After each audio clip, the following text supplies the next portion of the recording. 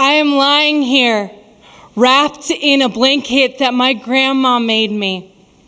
And yes, I know it is a major grandma stereotype to knit blankets, but my grandma did the grandma thing so well. She had an extra fridge in the garage full of sodas just for us. She baked cookies all the time and roughly 20 different varieties during the holidays. Like, damn, Nana, where do you find the time between volunteering at the church and bridge club? She sent us home with Tupperware full of leftovers. She asked me what my favorite color was, and she knit me a beautiful sky blue blanket that I still have 15 years later.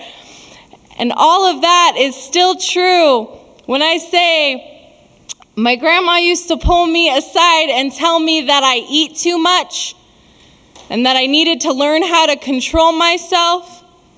In middle school, I met two girls who later became my closest friends. Imagine my relief when these new kids at a new school actually wanted to be my friend. They invited me over, told me they were going to give me a makeover and pick out new clothes for me and put me on a diet. And all of these people cared about me. They enjoyed having me around, but loving me is DIY. It is a project. It is not for those with an amateur interest. The first time a stranger called me fat, I was 6 years old. Another kid accused me of slowing down the merry-go-round, so I pushed him off. It was the first and last time I stood up for my body.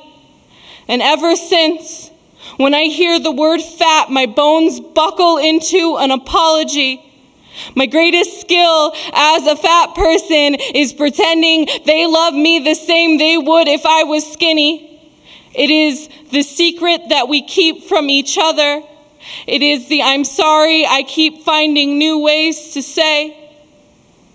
The thing about knitting is the looping yarn connects in a way that if you just drop a stitch and you leave it there, the whole thing unravels from the middle. The thing about knitting is some people look at a pile of tangled yarn and see a blanket that has not been put together yet, and I just think that is a lot of pressure to put on something so intricately fucked up.